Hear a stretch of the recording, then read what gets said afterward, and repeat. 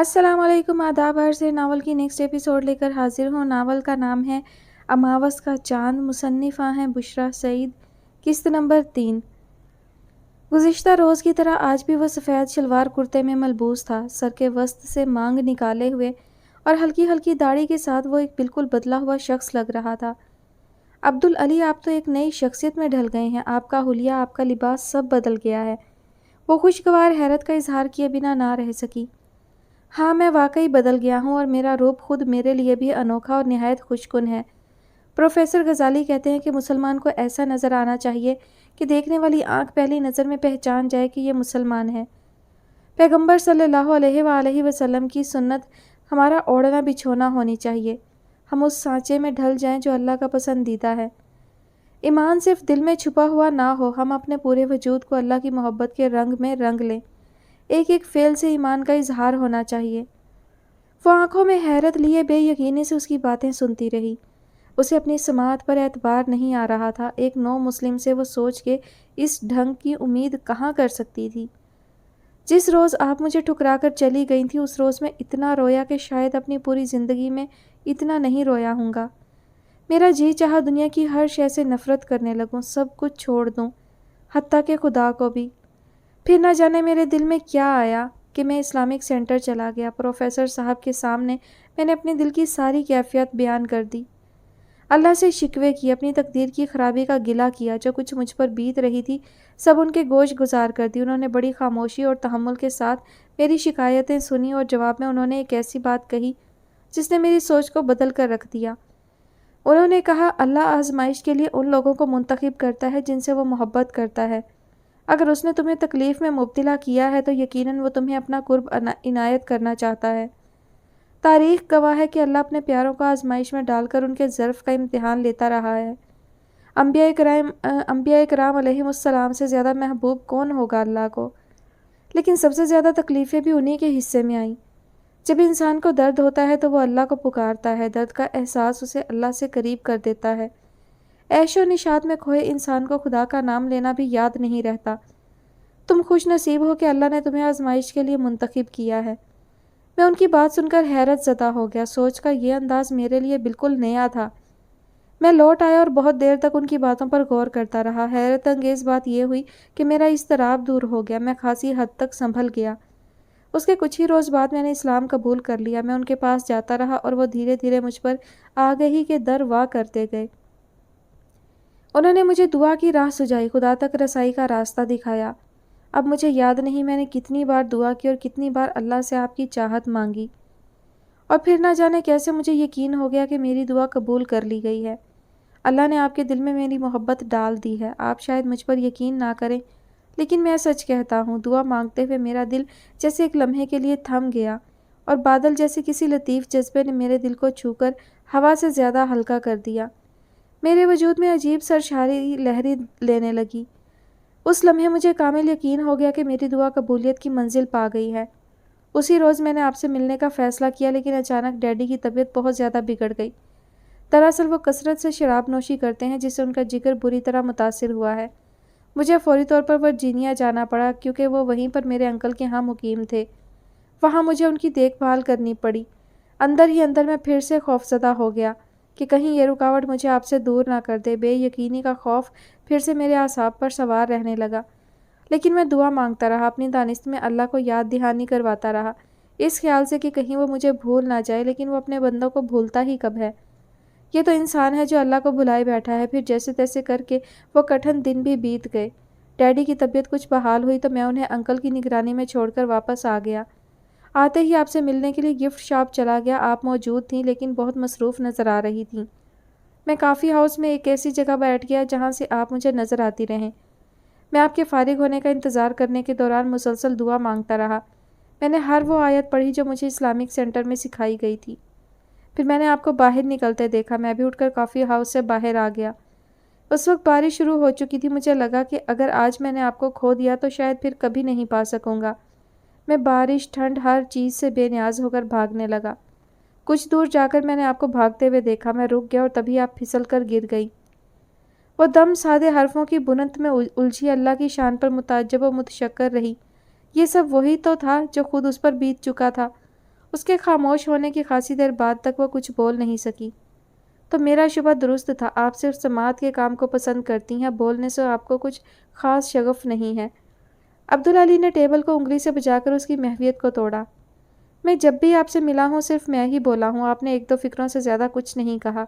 اور پھر وہی خاموشی۔ یقیناً میں تھوڑا باتونی ہوں اور مد مقابل کو بولنے کا موقع کم ہی دیا کرتا ہوں، لیکن آپ کی بات اور ہے، آپ کو میں سننا چاہتا ہوں۔ آپ اتنی باتیں کریں کہ میرا جی بھر جائے، کوئی تشنگی باقی نہ رہے۔ اپنے بارے میں ایک ایک بات، چھوٹی سے چھوٹی بات، چاہے آپ کی نظر میں وہ غیر اہم ہی کیوں نہ ہو، میں سننا چاہتا ہوں۔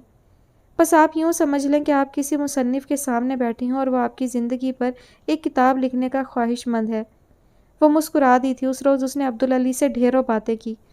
کچھ ایسے نقش بھی نکھر کر وضاحت کے ساتھ ذہن کے پردے پر ابھرے تھے جن پر گزرتے وقت نے گرد کی تہیں جما رکھی تھیں۔ ماضی کی دھند میں لپٹی غیر واضح شبیہیں پھر سے رنگوں کا لبادہ اوڑھ کر آنکھوں کے سامنے متحرک ہو گئی تھیں۔ حافظے کے ناخن بھولی بسری یادوں کی راکھ کریدنے لگے تو کچھ خوابیدہ زخم پھر سے جاگ اٹھے، وہ زخم جن پر کھرنڈ آ چکا تھا، کھرچنے سے ایک بار پھر لہو چھلکانے لگے۔ صبر کی چادر اوڑھ کر سویا درد انگڑائی لے کر بیدار ہو گیا۔ ہم پنجاب کے ایک چھوٹے سے قصبے میں رہتے تھے۔ میرے والد امام مسجد تھے۔ بہن بھائیوں میں میں سب سے بڑی ہوں، مجھ سے چھوٹی 2 بہنیں اور ایک بھائی تھا۔ ابا نے صرف مجھے اسکول میں داخل کروا دیا۔ ایک بہن ذہنی طور پر معذور تھی اور دوسری کو پڑھائی سے کوئی دلچسپی نہ تھی۔ اس نے صرف قرآن پاک پڑھا اور ابا سے دین کی چیدہ چیدہ باتیں سیکھ کر علم حاصل کرنے کے فرض سے سبکدوش ہو گئی۔ وہ 16 سال کی ہوئی تو ابا نے اس کی شادی کر دی۔ بھائی سب سے چھوٹا تھا اور ویسے بھی کچھ بیمار اور سست سا رہتا تھا۔ اکلوتا بیٹا ہونے کے باعث اماں اسے دیکھ دیکھ کر جیتی تھی۔ اماں نے اس خیال سے اسے اسکول میں داخلہ نہ لینے دیا کہ دماغ پر بوجھ پڑنے سے کہیں وہ مزید بیمار نہ ہو جائے۔ ان دنوں میں FA کی امتحان دے رہی تھی جب ابا کو باولے کتے نے کاٹ لیا۔ ہم لوگ بہت پریشان ہو گئے، لیکن ابا نے ہمیں یہ کہہ کر مطمئن کر دیا کہ کتے کے دانتوں نے گوشت کے اندر تک رسائی حاصل نہیں کی، اس لیے ٹیکے وغیرہ لگوانے کی کوئی ضرورت نہیں۔ زخم دیکھنے میں بھی ایسا ہی نظر آتا تھا، سو ہم لوگوں نے بھی زیادہ اصرار نہیں کیا۔ اماں گھریلو ٹوٹکوں سے ان کا علاج کرنے لگی۔ کچھ روز زخم پر سرسوں کا تیل اور مرچیں پیس کر باندھی گئیں۔ زخم مندمل ہو گیا تو حالات پھر سے معمول پر آ گئے۔ ابا چلنے پھرنے لگے، پہلے کی طرح روزمرہ کے کام نپٹانے لگے۔ سب نے سکھ کا سانس لیا، کہیں کسی گڑبڑ کا شائبہ تک نہ تھا۔ تقریباً 2-2.5 ماہ بعد ابا کی طبیعت بہت زیادہ خراب ہو گئی۔ وہ روشنی سے ڈرنے لگے، پانی پینے لگتے تو ان کی گردن کی رگیں پھول جاتیں، جسم کو جھٹکے لگنے لگتے۔ انہیں ہاسپٹل لے جایا گیا، وہاں جا کر معلوم ہوا انہیں ریبیز ہو چکا ہے۔ علاج کروایا گیا لیکن ان کی طبیعت سنبھلنے کی بجائے بگڑتی چلی گئی۔ وہ کچھ روز بستر پر رہے اور پھر ہمیشہ کے لیے ہم سے بچھڑ گئے۔ ان کے جانے کے بعد کئی روز تک میں سو نہ سکی۔ غیر یقینی مستقبل کے خوف نے میری نیندیں چھین لیں۔ گھر کی ساری ذمہ داری مجھ پر آن پڑی تھی۔ ہم غریب ضرور تھے، لیکن ابا کے ہوتے ہوئے ہمیں کبھی روٹی کی عدم دستیابی کا اندیشہ لاحق نہیں ہوا تھا۔ اماں تو جیسے اپنی سدھ بدھ ہی کھو بیٹھی تھیں، وہ گھر کے کسی کونے میں گمسم بیٹھی رہتیں، ہم سے لا تعلق ہو کر۔ کئی دن ہمارے گھر میں چولہا نہ چلا۔ آس پڑوس سے کھانا آ جاتا تو ہم کھا لیتے، ورنہ بھوکے پیٹ ہی سو جاتے۔ یہ سلسلہ کتنے روز تک چل سکتا تھا؟ لوگ ہمیں بھول کر پھر سے زندگی کے جھمیلوں میں مگن ہو گئے اور ہم بالکل تنہا ہو گئے۔ ابا کی کوئی جائیداد تھی، نہ ہی انہوں نے کوئی بینک بیلنس چھوڑا تھا۔ میں زیادہ دن ہاتھ پہ ہاتھ دھرے بیٹھی نہ رہ سکی۔ فکر معاش نے مجھے گھر کی 4 دیواری سے باہر نکلنے پر مجبور کر دیا۔ طویل اور تھکا دینے والی دوڑ دھوپ کے بعد مجھے ایک پرائیویٹ اسکول میں جاب مل گئی۔ تنخواہ بہت کم تھی، لیکن تن کا رشتہ سانس سے استوار رکھنے کا بہانہ ہو گیا۔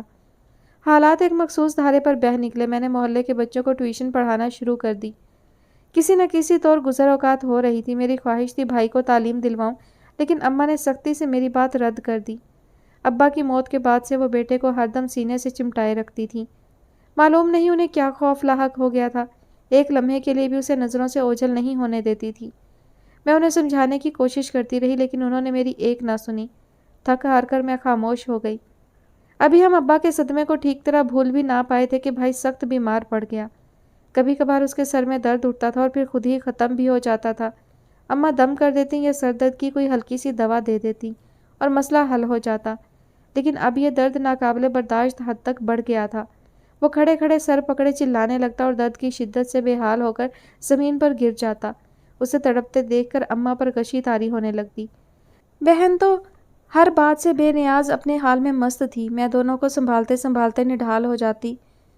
پھر درد کے دوروں کا درمیانی وقفہ مختصر ہونے لگا۔ درد کی عزت سے کبھی کبھی بھائی بے ہوش بھی ہو جاتا تھا۔ میں نے اپنی استطاعت کے مطابق اسے کئی ڈاکٹروں کو دکھایا لیکن کچھ بھی واضح نہ ہو سکا۔ اس کے مرض کی تشخیص ہی نہیں ہو پائی۔ میں اسے کسی اسپیشلسٹ کو دکھانا چاہتی تھی لیکن حالات اس کی اجازت نہیں دیتے تھے۔ اماں کے پاس ان کے جہیز کی 2 چوڑیاں رکھی تھیں، انہیں بیچ کر میں بھائی کو ایک مشہور نیورو سرجن کے پاس لے گئی۔ مختلف ٹیسٹ کیے گئے اور برین ٹیومر کی تشخیص ہو گئی۔ مجھ پر جیسے آسمان آ گرا تھا۔ اماں میرے گلے لگ کر روتی رہیں لیکن میں تسلی کا ایک حرف بھی نہ کہہ سکی۔ مجھے ہر طرف اندھیرا دکھائی دیتا تھا۔ مرض آخری سٹیج پر تھا اور فوری آپریشن کی ضرورت تھی۔ تاخیر کی صورت میں بھیانک نتائج برآمد ہو سکتے تھے۔ آپریشن کرنے میں بھی رسک کا امکان بہرحال موجود تھا۔ بچنے کے چانسز بہت کم تھے۔ ڈاکٹرز کے خیال میں یہ آپریشن پاکستان کی بجائے لندن یا امریکہ میں بہتر طور پر انجام پا سکتا تھا کیونکہ یہ ممالک طبی سہولیات کے حوالے سے پاکستان سے بہت آگے ہیں۔ اخراجات کے لیے ہمیں جتنی رقم درکار تھی اس کا 1000واں حصہ بھی کئی سالوں میں جمع کر سکتی تھی۔ میں نے اور میری ماں نے ہر عزیز کے سامنے ہاتھ پھیلایا، ہر در کھٹکھٹایا لیکن کوئی بھی اس قابل نہ تھا کہ ہماری ضروریات پوری کر سکتا۔ ہمارے ایک دور پار کے رشتہ دار کئی سالوں سے امریکہ میں مقیم تھے۔ یہاں پر وہ سٹورز کی چین کے مالک ہیں اور ان کی ساری فیملی یہیں پر سیٹل ہے۔ ان سے ہمارا کوئی قریبی رشتہ تو نہیں تھا، بس کبھی کبھار وہ ابا کو خط لکھ دیتے تھے یا پھر کسی آئے گئے کے ہاتھ سلام بھیج دیتے تھے۔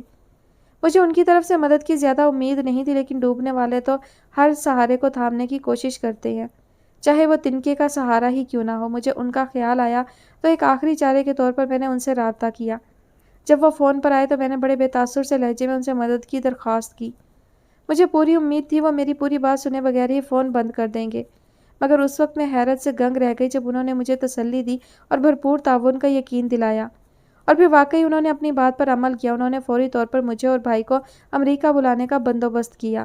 میں شوق کی سی کیفیت میں تھی۔ سب کچھ نہایت اچانک اور غیر متوقع طور پر ہوا تھا۔ میں جیسے کسی خواب کے سحر میں ڈوبی یہاں تک پہنچ گئی۔ انکل فراز نے میرے ساتھ بیٹیوں جیسا سلوک کیا، بلکہ شاید اس سے بھی بڑھ کر۔ میں اس سے پہلے کبھی ان سے نہیں ملی تھی لیکن انہوں نے اپنے طرز عمل سے غیریت کا احساس تک نہیں ہونے دیا۔ خدا ترسی اور فیاضی ان کی فطرت میں شامل تھی۔ بھائی کے علاج اور ہماری رہائش کے اخراجات سب انہوں نے خندہ پیشانی اور مسکراتے ہونٹوں کے ساتھ برداشت کیے۔ کبھی اشارتاً بھی احسان نہیں جتایا۔ میں ان کی نیکی کے بدلے میں ان کے لیے کچھ نہیں کر سکی، لیکن میری اللہ تعالیٰ سے دعا ہے کہ اللہ تعالیٰ انہیں اجر عظیم سے نوازے۔ بھائی کے دوسرے آپریشن سے قبل ہی ڈاکٹروں نے نا امیدی کا اظہار کر دیا تھا۔ میں متوحش دھڑکنوں کے ساتھ آپریشن کے نتائج کا انتظار کر رہی تھی اور مجھے بہت زیادہ انتظار نہیں کرنا پڑا۔ آپریشن کے دوران ہی اس کی ڈیتھ ہو گئی۔ مجھے سمجھ نہیں آ رہا تھا میں روؤں یا اللہ کا شکر ادا کروں کہ اس نے میرے بھائی کو اتنی اذیت ناک تکلیف سے نجات دے دی۔ میں نے رونے کی کوشش کی لیکن میری آنکھیں خشک رہیں۔ میرے دل میں اللہ سے شکایت کرنے کا خیال ابھرا۔ پھر میں نے سوچا کہ میرا دکھ اس دکھ سے بھی زیادہ ہے جو اللہ تعالیٰ نے مقدس بیبیوں پر اس وقت وارد کیا جب ان کے بھائی، بیٹے، شوہر ان کی آنکھوں کے سامنے تیروں سے چھلنی کر دیے گئے۔ اپنے پیاروں کے کٹے ہوئے سروں کو تلواروں اور نیزوں پر ٹنگے ہوئے دیکھنا یقیناً اس تکلیف سے ہزاروں گنا زیادہ جان لیوا ہوگا جو میرے حصے میں آئی ہے۔ کیا انہوں نے صبر نہیں کیا تھا؟ حضرت ایوب علیہ السلام کا صبر کیا ہم نہیں جانتے؟ اس پر بھی انہوں نے اللہ سے شکوہ نہیں کیا، تو کیا میں اتنی سی تکلیف پر بھی صبر نہیں کر سکتی؟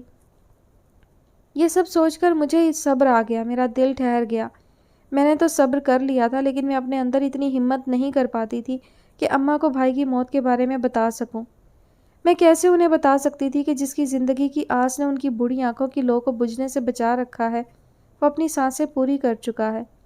میں اس شش و پنج میں مبتلا تھی کہ بھائی کے مرنے کے دوسرے روز پاکستان سے اطلاع آ گئی کہ اماں اور بہن اب اس دنیا میں نہیں رہیں۔ میری مجذوب بہن نے بجلی کا ننگا تار ہاتھ میں لے لیا تھا۔ اسے بچانے کے لیے ماں نے اسے پکڑا اور خود بھی ساتھ چمٹ گئیں۔ انہیں ہسپتال لے جانے کی ضرورت بھی پیش نہیں آئی تھی۔ دونوں ایک ساتھ ہی زندگی کی کشمکش سے آزاد ہو گئی تھی۔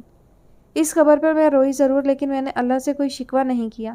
اس کی رضا پہ راضی ہو گئی۔ وہ جو بھی کرتا ہے بہتر کرتا ہے، لیکن ہماری ناقص عقل اس بہتری کو جانچنے کی استطاعت نہیں رکھتی۔ میں نے ایک بار پھر صبر کیا۔ میں خود کو بہت غیر محفوظ اور تنہا محسوس کرنے لگی تھی۔ یہ سوچ کر میرا دل بند ہونے لگتا تھا کہ اتنی وسیع دنیا میں بالکل اکیلی رہ گئی ہوں۔ میری شادی شدہ بہن کے سسرال والوں نے اس وقت ہم سے تعلق توڑ لیا تھا جب ان کے مطالبے پر ابا نے میرا رشتہ دینے سے انکار کر دیا تھا۔ ناراضگی کے بعد انہوں نے ہم سے میل جول ختم کر دیا تھا اور بہن کو ہم سے ملنے کی اجازت نہیں تھی۔ میں نے اس سے رابطہ کرنے کی بہت کوشش کی لیکن اس کے دیور نے مجھے بری طرح جھڑک دیا۔ بہن سے میری بات تک نہیں کروائی، یہ کہہ کر فون بند کر دیا گیا کہ اسے اطلاع مل جائے گی اور یہ کہ میں دوبارہ فون کرنے کی زحمت نہ کروں۔ میرا دماغ معاف ہوا جاتا تھا۔ پاکستان واپس جاؤں تو کس کے پاس؟ زندگی گزارنے کی کوئی سبیل نظر نہ آتی تھی۔ اس موقع پر انکل فراز نے میرا ہاتھ تھام کر مجھے خوف کے مہیب سائے کی تاریکی سے باہر نکلنے میں مدد دی۔ ان کے 4 بیٹے ہیں، اللہ نے انہیں کوئی بیٹی نہیں دی، انہوں نے مجھے اپنی بیٹی بنا لیا، ہر طرح سے میری دل جوئی کی کوشش کی۔ ان کے وجود کی پناہ گاہ میں میں خود کو پھر سے محفوظ تصور کرنے لگی تھی۔ ان کے احسانات میں کبھی فراموش نہیں کر سکتی۔ جو کچھ انہوں نے میرے لیے کیا، میں ساری زندگی ان کی چاکری کروں تو بھی حق ادا نہ ہو پائے گا۔ ان کے گھر میں مجھے کسی قسم کی پریشانی نہیں تھی، ہر چیز پر میرا اتنا ہی اختیار تھا جتنا گھر کے مالکان کا۔ انکل کی خواہش تھی کہ وہ میری شادی اپنے چھوٹے بیٹے کے ساتھ کر دیں جو کہ اس وقت تک کنوارا تھا۔ انہوں نے مجھ سے رائے مانگی تو شکر گزاری کے احساس سے میری گردن جھک گئی۔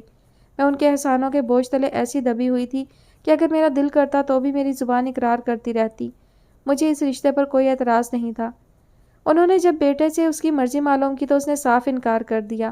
اسے میری پسماندگی سے نفرت تھی، میرا پہناوا، میری سوچ، سب کچھ اس کی نظر میں ناپسندیدہ تھا۔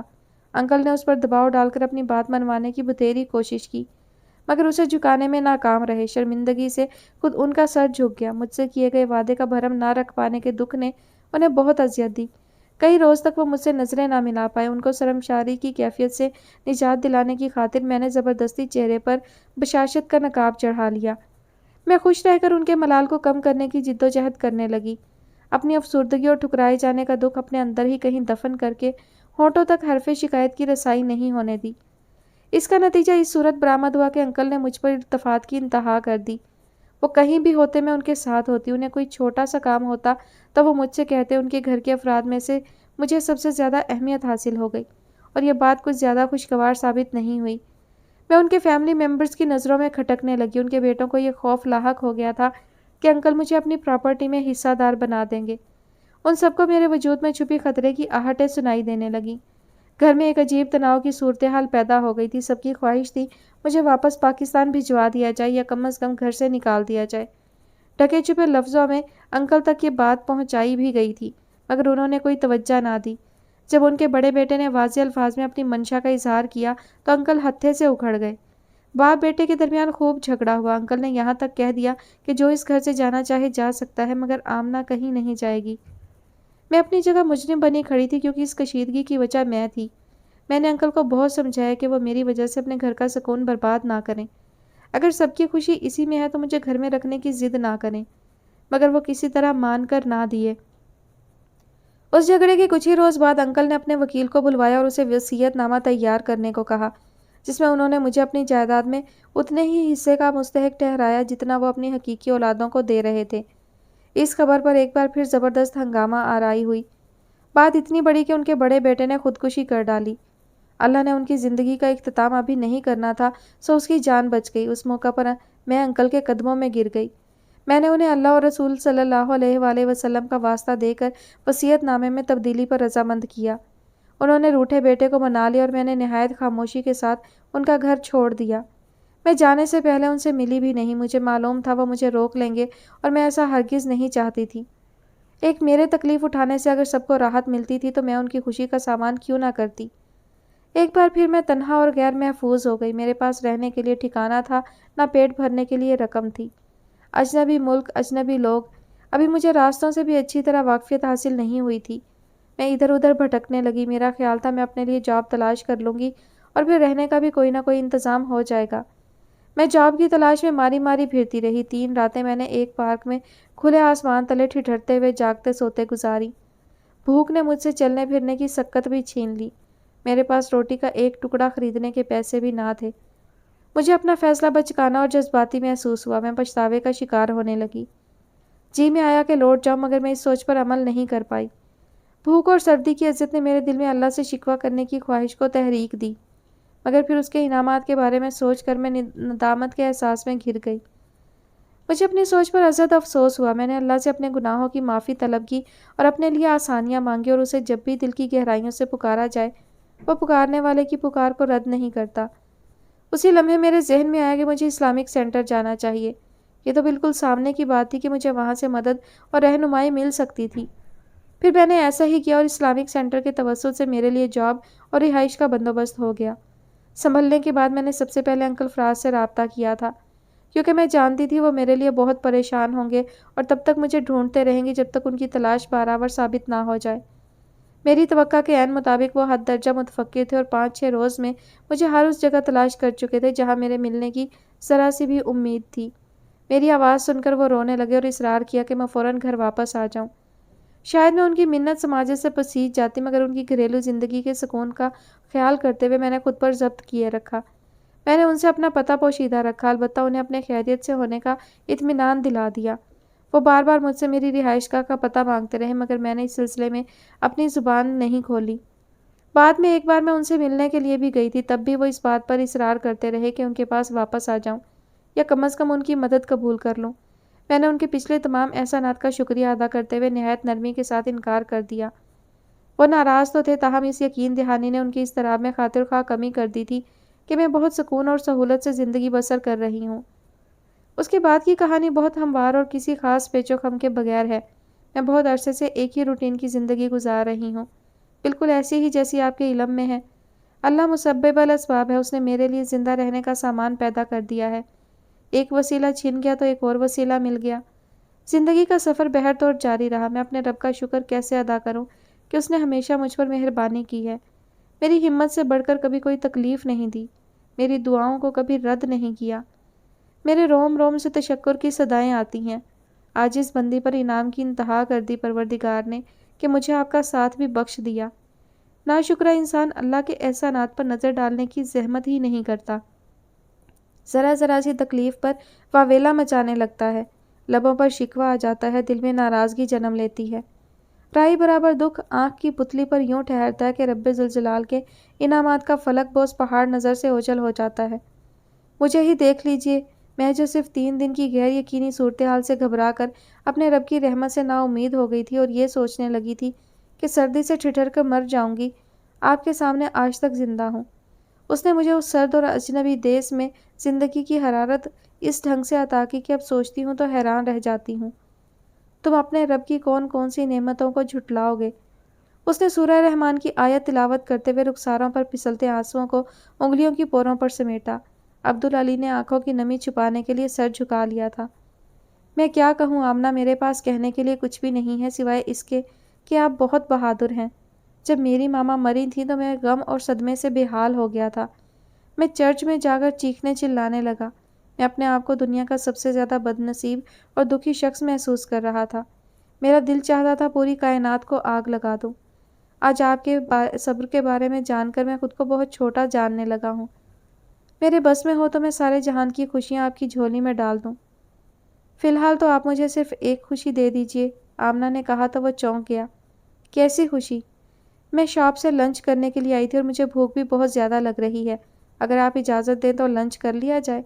उसने धीमी सी मुस्कुराहट के साथ जवाब दिया था।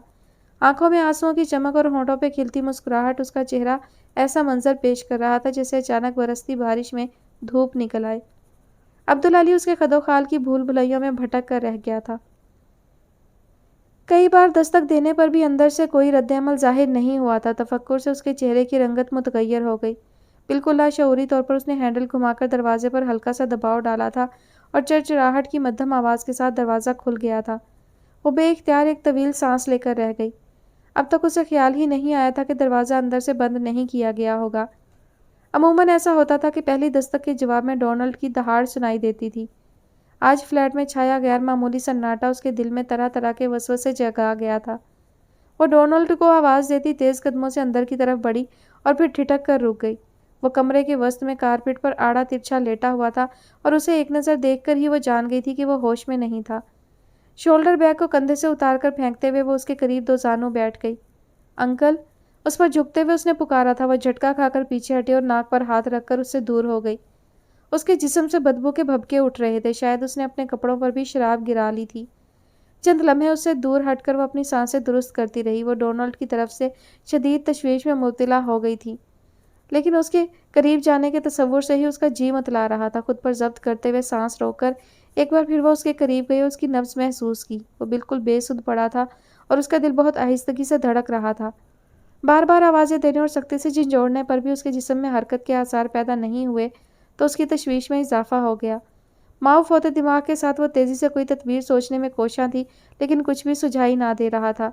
उसे सीधा करके लिटाने की गर्ज से कंधों से थामकर पलटने की कोशिश में खुद उसके कदम उखड़ गए थे। देखने में मनहनी सा नजर आने के बावजूद उसका वजन आमना की इस्तात से बाहर था। उसने एक बार फिर कोशिश कर देखी। डोनाल्ड को तो वो ज़रा सा खिसका भी ना सकी, मगर खुद हाँफने लगी थी। बदबू से उसका दिमाग फटा जा रहा था। इस वक्त डोनाल्ड के करीब रहकर वो एक नाकाबिले बर्दाश्त तजर्बे से गुजर रही थी। यकलख्त उसे बड़े जोर की उबकाई आई और वो उठकर वाशरूम की तरफ दौड़ी। कुछ देर बाद वो ग्लास में पानी लेकर लौटी थी। आखिरी हरबे के तौर पर उसने पानी का ग्लास डोनाल्ड के सर में उंडेल दिया। वो ज़रा सा किस्मसाया था। उसे हरकत करते देखकर वो तेज़ी से उसकी तरफ झुकी। प्लीज़ अंकल, होश में आ जाएं। उसने अपने जिस्म की पूरी ताकत सर्फ करते हुए उसे झंझोड़ डाला। आंखें खोलें अंकल, खुदा के लिए होश में आए। वो करवट लेकर सीधा हुआ और कोहनियों के बल थोड़ा सा ऊपर उठा। उसे सहारा देने के लिए वो आगे बढ़ी और उसकी कमर के नीचे हथेलियां रखकर उसे उठने में मदद देने लगी थी। उसके जिस्म को एक जोरदार झटका लगा और उसने कारपेट पर कै कर दी। उसके हलक से बड़ी शदीद खरखराहट उभरी थी। कै करते हुए वो औंधे मुँह कारपेट पर ढेर हो गया था। उसे उठाते हुए उसने देखा था कै में खून की आमेजिश थी। कुछ कहे बगैर अपनी चादर के पल्लू से उसका चेहरा और हाथ साफ करने लगी थी। डोनाल्ड बिदक कर पीछे हटा था। ये क्या कर रही हो? वो कुछ नहीं बोली। उसे सहारा देकर खड़ा होने में मदद दी और उसे साथ लिए वाशरूम में आ गई। अपने हाथों से उसने डोनाल्ड के हाथ और चेहरे को अच्छी तरह धोया। डोनाल्ड की आंखों में बेतहाशा सुर्खी थी और चेहरे के मसाम खुले हुए से महसूस हो रहे थे। चलते हुए वो इधर उधर यूं डोल रहा था जैसे उसके कदमों तले ठोस जमीन की बजाय पानी या फिर खला हो। तुम शायद नाराज हो गई हो। उसकी जुबान बुरी तरह लड़खड़ा रही थी।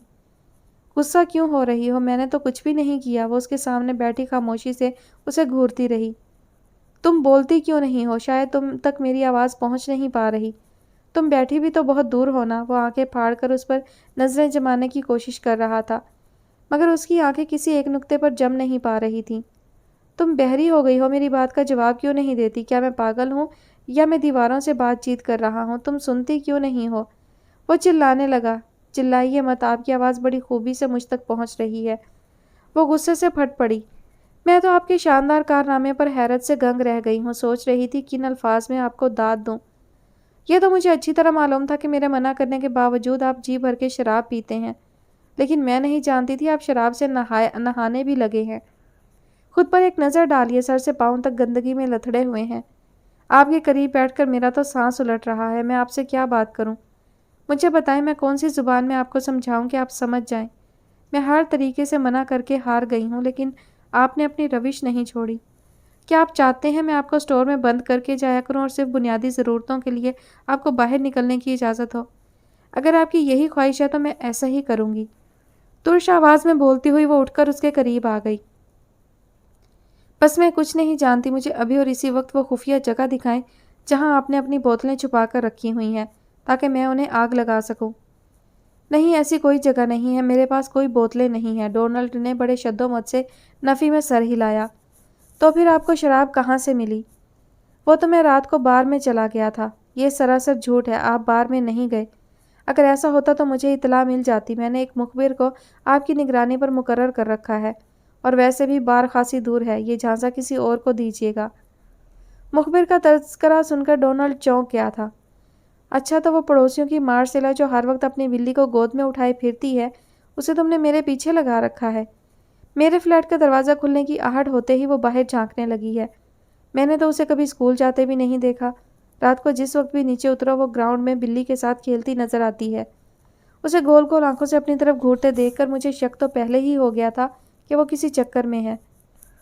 आप मुझे बातों में मत उलझाएं। मुझे हर हालत में उस कमरे की चाबी चाहिए। उसने अपनी बात पर जोर देकर कहा। मैं फ्लैट का कोना कोना छान चुकी हूँ। सिर्फ यही कमरा बचा है। मेरा दिल कहता है आपने बोतलें इसी कमरे में छुपा कर रखी हैं। नहीं, ये मेरे बेटे का कमरा है। मैं तुम्हें उसमें घुसने की इजाज़त नहीं दे सकता, और उसकी चाबी तो शायद मुझसे खो गई है। उसने साफ इनकार किया। آپ کا انکار میرے شک کو مزید تقویت پہنچا رہا ہے۔ مجھے مجبور نہ کریں کہ میں کسی لاک ماسٹر کو بلوا کر دروازہ کھلوا لوں۔ آخر تم کس ناطے سے مجھ پر یوں روب جما رہی ہو؟ کیا رشتہ ہے تمہارا مجھ سے اور اس گھر سے؟ تم ہو کون؟ چنچلائے ہوئے انداز میں کہی گئی اس بات نے اس کی آواز کا گلا گھونٹ دیا تھا۔ وہ کچھ کہتے کہتے بالکل خاموش ہو گئی۔ ڈونلڈ نے اس کے استحقاق کو جھٹلا کر اسے بڑی شدید ٹھیس پہنچائی تھی۔ اس سے پہلے کہ آنکھوں سے گرم پانی کا نمکین چشمہ پھوٹ بہتا، وہ رخ پھیر کر اس سے دور ہو گئی۔ کچھ روز تک ان کے درمیان بات چیت تقریباً بند رہی تھی۔ ڈونلڈ اسے کسی بہانے سے مخاطب کرنے کی کوشش کرتا بھی تو وہ ہوں ہاں سے زیادہ جواب نہ دیتی۔ وہ اسے کوئی بھی کام کہتا وہ خاموشی سے تعمیل کر دیتی، نہ اس کی طرف دیکھتی اور نہ ہی منہ سے کچھ بولتی۔ بالکل لا تعلق بنی روزمرہ کے معاملات نپٹا کر خاموشی سے لوٹ جاتی۔ ڈونلڈ نے اسے بولنے پر اکسانے کی خاطر ہر حربہ آزما دیکھا تھا، مگر اس کے وجود پر جمی برف کی تہ نہیں پگھلی تھی۔ وہ اسے چڑھانے کے لیے ٹی وی کا والیوم آخری حد تک اونچا کر دیتا۔ وہ چڑھنے کی بجائے خاموشی سے اپنا کام کرتی رہتی۔ کھانے کے برتن زور زور سے میز پر پٹکتا وہ چپ رہتی۔ جان بوجھ کر گیلے جوتوں کے ساتھ بیڈ کی چادروں پر چڑھ جاتا، وہ کچھ نہ بولتی۔ اس کی بیگانگی نے ڈونلڈ پر کوفت اور جھنجھلاہٹ طاری کر دی تھی۔ اس کے چڑچڑے پن میں مزید اضافہ ہوا تھا۔ اعتراضات کی تعداد اور رفتار خاطر خواہ حد تک بڑھی تھی۔ اتنی چکنائی، تمہیں پتہ ہے مجھے تیرتی ہوئی چکنائی سے کتنی چڑ ہے؟ ویسے بھی میرا بی پی ہائی رہتا ہے۔ لگتا ہے اس طریقے سے تم میری جان لینا چاہتی ہو۔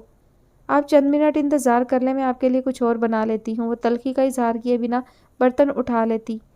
اور کیا بنا لو گی؟ تمہیں کچھ بنانا آتا ہی کب ہے؟ ایک ذرا سے کام میں تم گھنٹے لگا دیتی ہو۔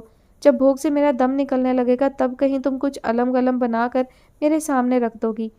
تمہارے ہاتھ کا پکا ہوا کھانا کھا کر مجھے ہمیشہ یہی محسوس ہوا ہے کہ یہ میری زندگی کا آخری کھانا ہے۔ میں بھی کہوں تم ایک دو نوالے سے زیادہ کھاتی ہی نہیں ہو۔ ظاہر ہے اپنی جان تو بہت عزیز ہے تمہیں۔ مشق ستم بنانے کے لیے میرا معدہ جو ہے، جو جی چاہے ٹھسوا دو۔ مر گیا تو تمہارا کیا بگڑے گا؟ وہ سارا دن بولتا رہتا، ایک لمحے کے لیے بھی خاموش نہ ہوتا۔ ہاں جب وہ نماز پڑھ رہی ہوتی تو خاموشی سے اس کے فارغ ہونے کا انتظار کرنے لگتا۔ وہ نماز کی حالت میں ہوتی تو وہ اس کے سامنے سے بھی نہیں گزرتا تھا۔ پتہ نہیں یہ بات اس نے کہاں سے سیکھی تھی۔ آمنہ کی سرد خاموشی شاید کچھ دن مزید نہ ٹوٹتی، مگر ایک واقعے نے ان کے درمیان کھینچی رنجش کی لکیر کو مٹا ڈالا تھا۔ اس روز ڈونلڈ کے لیے کھانا تیار کرنے کے بعد وہ کھڑکیوں اور روشن دان کے شیشے صاف کرنے لگی تھی۔ دیواروں اور چھت پر کہیں کہیں مکڑیوں نے جالے بن رکھے تھے۔ وہ کئی بار صاف کر چکی تھی، مگر کچھ روز بعد وہ دوبارہ نظر آنے لگتے تھے۔ ایک جالا دیوار پر خاصی بلندی پر جھول رہا تھا۔ اسٹول پر کھڑے ہونے کے باوجود اس کا ہاتھ وہاں تک پہنچ نہیں سکا تھا۔ اس نے ایڑیوں کے بل اچکتے ہوئے اسے چھونے کی کوشش کی، مگر دیوار جیسے اپنی جگہ سے کچھ پیچھے کھسک گئی تھی۔ اسے بڑی زور کا چکر آیا تھا۔ آنکھوں کے سامنے چھانے والی تاریکی سے گھبرا کر اس نے کسی سہارے کو تھامنے کے لیے بے قراری سے بازو پھیلائے، مگر اس کی باہیں ہوا میں لہرا کر رہ گئی تھی۔ اس کا توازن بگڑا اور وہ پشت کے بل نیچے گری۔ ڈونلڈ ساتھ والے کمرے میں ٹی وی دیکھ رہا تھا۔ اس کے گرنے کی آواز سن کر وہ وحشت زدہ ہو کر بھاگا۔ آمنہ کے چہرے کی رنگت بالکل زرد ہو رہی تھی، تاہم وہ اٹھ کر بیٹھ چکی تھی۔ پریشانی کی کوئی بات نہیں انکل، معمولی سا چکر آ گیا تھا۔ اب تو میں ٹھیک ہوں، ڈونلڈ کی استفسار پر اس نے کمزور سی آواز میں بتایا تھا۔ ٹھیک ہو؟ تم تو ایفل ٹاور سے گرنے کے بعد بھی یہی کہو گی کہ میں بالکل ٹھیک ہوں۔ تمہارے کہنے سے کیا ہوتا ہے؟ ذرا آئینے میں اپنی شکل دیکھو۔ لگتا ہے جسم میں خون کا ایک قطرہ بھی باقی نہیں ہے۔ ڈونلڈ نے اسے گھرکا۔ چکر خوامخواہ ہی تو نہیں آ جاتے، ہو سکتا ہے کوئی خطرناک مرض ہو۔ تمہیں ابھی ڈاکٹر کے پاس چلنا ہوگا۔ چلو اٹھو، ہم ابھی جائیں گے۔ ڈاکٹر کو دکھانے کی کیا ضرورت ہے؟ کچھ بھی تو نہیں ہوا مجھے۔ جب میں کہہ رہا ہوں ضرورت ہے تو اس کا مطلب ضرورت ہے۔ پھر اس نے لاکھ منع کیا، مگر وہ اپنی ضد پر اڑا رہا۔ اس کے نہ کرنے پر بھی وہ اسے گھسیٹ لے گیا تھا۔ کلینک میں ان کا زیادہ وقت صرف نہیں ہوا تھا۔ تھوڑی دیر بعد وہ وہاں سے لوٹ رہے تھے اور واپسی کے سفر میں آمنہ کے چہرے پر مسرت کی شفق کی لالیاں بکھری ہوئی تھیں۔ ہونٹ بے وجہ ہی کھلے جا رہے تھے۔ ڈاکٹر نے اسے بتایا تھا کہ وہ پریگننٹ ہے۔ کچھ دیر تک تو خوشی کے مارے وہ کچھ بول ہی نہیں سکی تھی۔ اس کے انگ انگ سے مسرت کی کونپلیں پھوٹ رہی تھیں۔ بہت دنوں بعد وہ اس قدر خوش ہوئی تھی، اس کا جی چاہ رہا تھا اسے رنگین پروں کا ایک جوڑا مل جائے اور وہ ہوا کے دوش پر رقص کرتی ہوئی بہت دور آسمان کی بلندیوں کو چھو لے۔ سارے پھولوں کی خوشبو اپنی آنکھوں میں بھرے، مگر اسے یہ سب کرنے کی کیا ضرورت تھی؟ تنک کے سارے رنگ تو خود اس کے چہرے پر سج گئے تھے۔ اس کا اپنا وجود گلکدہ بن کر مہک اٹھا تھا۔ وہ بھلا کچھ اور کیوں مانگتی؟ اس کی آنکھوں نے، اس کے ہونٹوں نے، اس کی دھڑکن نے، سانس کے ایک ایک تار نے اللہ کا شکر ادا کیا۔ جس قدر بھی شکر گزار ہو سکتی تھی وہ ہوئی۔ ڈونلڈ نے البتہ عجیب سے رد عمل کا مظاہرہ کیا تھا۔ اس خبر پر اس نے کسی قسم کا کوئی تبصرہ نہیں کیا تھا۔ بے شک وہ خاموش تھا، مگر آمنہ کو یہی احساس ہوتا رہا کہ اس خبر نے اگر اسے خوشی نہیں پہنچائی تھی تو بھی کم از کم وہ رنجیدہ ہرگز نہیں تھا۔ وہاں سے واپس آتے ہوئے اس کی چال میں نوجوانوں کا سا بانک پن آ گیا تھا اور وہ کسی گانے کی دھن پر سیٹی بھی بجا رہا تھا۔ سیٹی بجانا غالباً اسے نہیں آتا تھا، لیکن بہرحال وہ کوشش ضرور کرتا رہا تھا۔ بلڈنگ کی سیڑھیاں چڑھتے ہوئے بھی اس نے ضرورت سے زیادہ پھرتی دکھانے کی کوشش کی تھی۔ 2-3 بار اس کا پاؤں پھسلتے پھسلتے بچا اور جب وہ 4تھ فلور پر پہنچے تو ڈونلڈ بری طرح ہانپنے لگا تھا، مگر پھر بھی اس نے سیٹی بجانا ترک نہیں کیا اور شاید یہ سلسلہ جاری رہتا، لیکن پھولی ہوئی سانسوں کے ساتھ سیٹی بجانے کی کوشش میں اسے کھانسی آ گئی۔ آمنہ اس کے بدلے ہوئے تیور دیکھ کر حیران تھی۔ وہ بہت زیادہ خوش نظر آتا تھا، بلکہ وہ تو شاید اس سے بھی زیادہ خوش تھا۔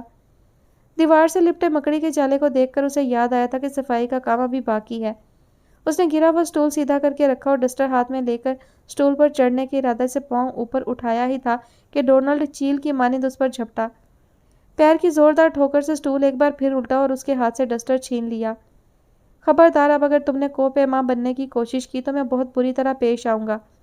صفائی کرنے کے لیے دیواروں سے لٹکنا ضروری ہے کیا؟ اور تمہاری صفائی بھی تو کسی وبارِ جان سے کم نہیں۔ صبح سے گرد اڑا رہی ہو، میں تو ناک کھجلا کھجلا کر بے حال ہو گیا ہوں۔ آنکھیں الگ دکھنے لگی ہیں۔ چلو ادھر جا کر بیٹھو آرام سے اور مجھے بھی چین لینے دو۔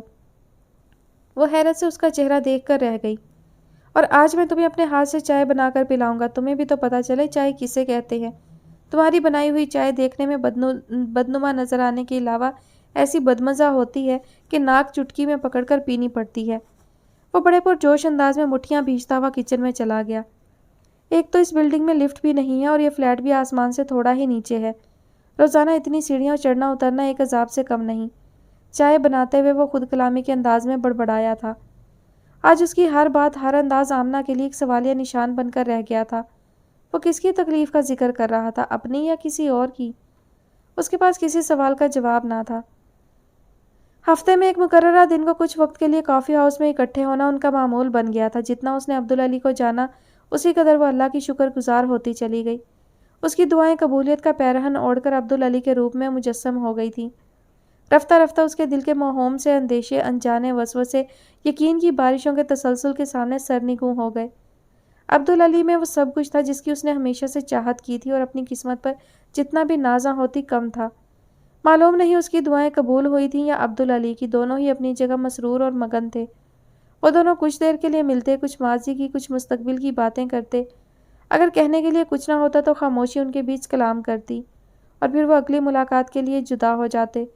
دن اور راتوں کے ڈھنگ میں ایک نئی رنگی پیدا ہو گئی تھی۔ صبح کی سفیدیاں آنکھوں میں خوشبو بن کر اترتی تھیں، اب گھنیری شامیں اداسیوں کی پیامبر نہیں بن کر آتی تھیں۔ صرف ایک شخص کی آمد نے سب موسموں کا مفہوم بدل ڈالا تھا۔ آمنہ، جب ہم دونوں بوڑھے ہو جائیں گے تو ورجینیا چلے جائیں گے۔ وہاں میرے انکل کا چھوٹا سا فارم ہاؤس ہے۔ ہم اپنا بڑھاپا وہیں پر بسر کریں گے۔ بہت ہی پرسکون فضا ہے وہاں کی۔ حد نگاہ تک پھیلے ہوئے کھیت، کسی سوچ میں گم اونچے اونچے پیڑ، ہر طرف خاموشی کا راج، ہر سو چپ کے ڈیرے۔ وہ مستقبل کے خوابناک شہر میں کھو سا گیا تھا۔ وہ نظریں جھکائے مسکراتی رہی اور خود کو اس کے ساتھ وہاں محسوس کرتی رہی۔ پھر کھوئے کھوئے لہجے میں بولی، اور ہم وہاں بہت سی بھیڑیں اور بکریاں پالیں گے اور میں خود انہیں چرایا کروں گی۔ مجھے بھیڑیں بہت اچھی لگتی ہیں۔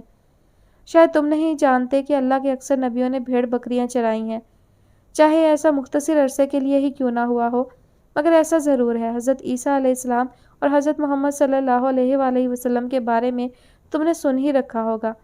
میں اس تجربے سے گزر کر اس مقدس اسرار کی روح میں جھانکنا چاہتی ہوں، جو اللہ کی مشیت سے بہت سارے پیغمبروں کی زندگی کا لازمی جزو بنا ہے۔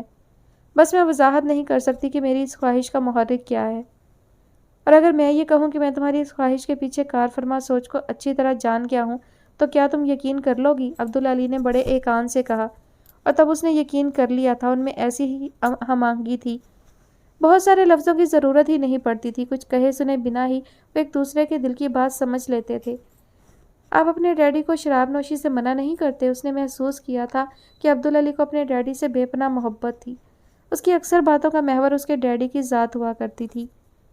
میں تو انہیں بہت منع کرتا ہوں، نرمی سے، سختی کے ساتھ، ہر طرح سے سمجھا چکا ہوں، مگر یہ لت کسی طرح ان کا پیچھا نہیں چھوڑتی۔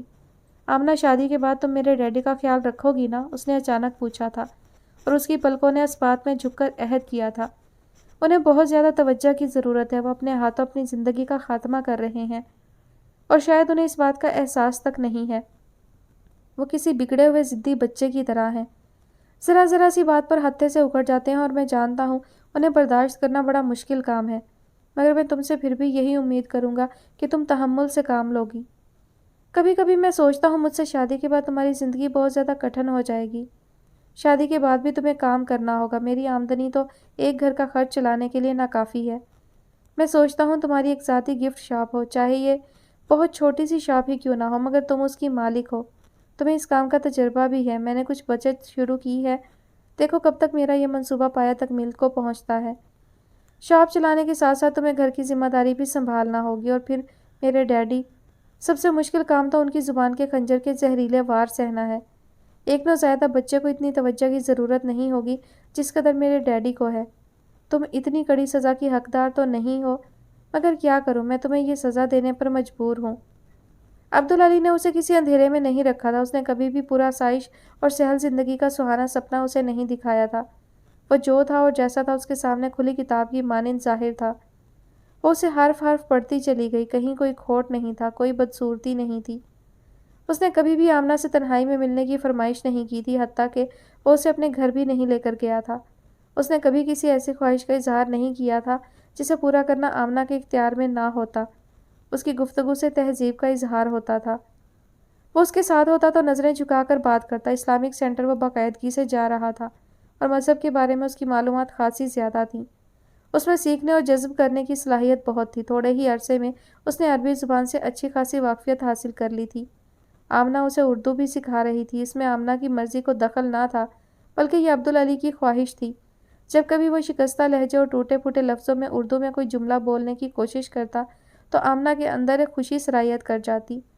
اس کی سنگت میں گزرا ہوا ہر لمحہ آمنہ کو اپنی زندگی کا حاصل محسوس ہوتا تھا۔ اس کی ہمراہی میں وہ ذات کی تکمیل کے تجربے سے گزر رہی تھی۔ تم اپنے ڈیڈی سے دو ٹوک بات کیوں نہیں کر لیتے؟ آخر ایک دن تو ایسا ہونا ہی ہے۔ حقیقت سے فرار آخر کب تک ممکن ہے؟ تمہاری بات ٹھیک ہے، مگر میں یہ سوچ کر تذبذب کا شکار ہو جاتا ہوں کہ نہ جانے وہ کیسے رد عمل کا اظہار کریں گے۔ وہ کبھی اس بات کو برداشت نہیں کر پائیں گے کہ ان کا اکلوتا بیٹا نہ صرف مذہب تبدیل کر چکا ہے، بلکہ ایک مسلم لڑکی سے شادی کرنے کا خواہش مند بھی ہے۔ ان سے کچھ بعید نہیں کہ جاننے کے بعد وہ کسی دیوار سے سر ٹکرا دیں یا پھر خود کو گولی مار لیں۔ جب انہیں غصہ آتا ہے تو وہ بالکل اپنے ہوش و حواس کھو بیٹھتے ہیں۔ غصے میں ان سے کسی بھی چیز کی توقع کی جا سکتی ہے۔ عبدالعلی کے انداز میں بے بسی تھی۔ آخر تم کب تک اس بات کو پوشیدہ رکھ پاؤ گے؟ ابھی تو خیر وہ ورجینیا میں ہے، جب وہ واپس آئیں گے اور تمہارے معاملات کو یکسر بدلا ہوا محسوس کریں گے تو کیا انہیں شک نہیں ہو جائے گا؟ اگر انہیں ایک نہ ایک دن اس شوق سے گزرنا ہی ہے تو آج کیوں نہیں؟ جیسے جیسے وقت گزرتا جائے گا تمہاری ہچکچاہٹ میں بھی اضافہ ہوتا چلا جائے گا۔ اچھا یہ بتاؤ ان کی واپسی کب تک متوقع ہے؟ ایک خیال کے تحت اس نے پوچھا تھا۔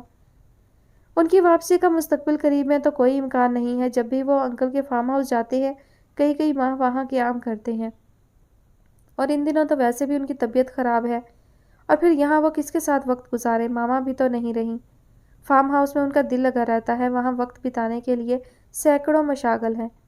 وہاں ڈیڈی انکل کی گھوڑی برانڈی کو ڈانٹ کر پھٹکار کر پورا دن خوشگوار طریقے سے گزار سکتے ہیں۔ یہاں کون ہے جو انہیں ایسے پرمسرت لمحات فراہم کرے؟ ہو سکتا ہے وہ اگلے 3-4 ماہ وہیں پر ٹھہریں۔ اپنے ڈیڈی کے بارے میں بات کرتے ہوئے اس کا لہجہ ہمیشہ محبت چھلکانے لگتا تھا۔ تو تم ایسا کرو کہ لکھ کر انہیں ساری صورتحال سے آگاہ کر دو۔ روبرو بات کرنے کی نسبت یہ خاصا آسان طریقہ ہے، اس نے تجویز پیش کی۔ میں نے بھی اس کے متعلق سوچا تھا، اور میں نے انہیں 2-3 بار خط بھی لکھا ہے، لیکن پھر وہی مسئلہ کہ میں خط پوسٹ کرنے کی ہمت نہیں کر سکا۔ لیکن تم فکر نہ کرو، میں جلد ہی اس مسئلے کا کوئی حل نکال لوں گا۔ اس نے آمنہ کو تسلی دی تھی، اور اس کی پریشانی کے خیال سے وہ خاموش ہو گئی تھی۔ اسے وہ بہت الجھا ہوا متفکر لگ رہا تھا۔ پھر یہ مسئلہ التوا کا شکار ہوتا چلا گیا، یہاں تک کہ وہ عبدالعلی کے ڈیڈی کی شمولیت کے بغیر ازدواجی بندھن میں بندھ گئے۔ نکاح کے بعد وہ 2-4 روز ایک موٹیل میں ٹھہرے تھے۔ اگر کوئی آمنہ سے اس کی زندگی کی سب سے بڑی خوشی کے بارے میں دریافت کرتا تو اس کا دل بے ساختہ عبدالعلی کا نام پکار اٹھتا۔ اس کی غربت میں وہ خوشی کے اصل مفہوم سے آشنا ہوئی تھی۔ اگر اسے معلوم ہوتا یہ خوش رنگ لمحے اتنے مختصر ہوں گے تو وہ انہیں مٹھی میں بند کر لیتی۔ ایک ایک ساتھ کو پلکوں کی ہتھیلی پہ چن کر آنکھوں کے تاکچوں میں مقید کر لیتی اور قیامت تک پلکیں نہ جھپکاتی، مگر انسان تو نہایت بے خبر ہے۔ وہ تو اپنی اگلی دھڑکن کے بارے میں بھی نہیں جانتا، اس کے نصیب میں جو لکھ دیا گیا ہے وہ اسے مل کر رہتا ہے، تقدیر سے کسے مفر ہے۔ ہوٹل کے کمرے میں اس نے پہلی بار آمنہ کو اسکارف اور چادر کے بغیر دیکھا تھا۔ تمہارے بال بہت خوبصورت ہیں آمنہ۔ گھنے سیاہ بالوں میں برش کرتا اس کا ہاتھ ایک لمحے کو ساکت ہوا تھا اور جھیپی ہوئی سی مسکراہٹ نے اس کے چہرے کو جگمگا دیا تھا۔ اس نے عبدالعلی کو اٹھ کر اپنی جانب آتے دیکھا، وہ اس کے قریب، بالکل قریب آ کر رک گیا تھا۔ اس کی نظریں خود بخود جھک گئیں، وہ آئینے میں اس کے عکس سے بھی نظریں نہیں ملا پا رہی تھی۔ آمنہ، تمہیں چھو کر محسوس کرنے کے بعد بھی مجھے یقین نہیں آتا کہ تم میری دسترس میں ہو۔ تم میرے قریب ہو، اس قدر قریب کہ تمہاری دھڑکن کی آواز میرے کانوں میں گونج رہی ہے، لیکن میں پھر بھی بے یقینی سے دوچار ہوں۔ ایسا کیوں ہے آمنہ؟ اس کے ہونٹوں نے جنبش کی، اپنے بالوں پر محسوس کی۔ اس کے وجود سے اٹھنے والی دل فریب مہک سانسوں میں گھلی جا رہی تھی۔ وہ اسے کیا جواب دیتی؟ وہ تو خود جیسے کسی خواب کے سحر میں گرفتار تھی، ایسا خواب جسے آنکھیں ساری عمر دیکھنے کی تمنا کریں۔ انسان اس خوف سے سانس بھی آہستہ لے کہ نیند ٹوٹنے پر سپنا بکھر نہ جائے۔ عبدالعلی نے اسے اپنی طرف موڑ لیا، اس کی گرم بوجھل سانسوں کا لمس پیشانی اور رخساروں کو سلگانے لگا تھا۔ وہ موم کی طرح قطرہ قطرہ پگھلنے لگی۔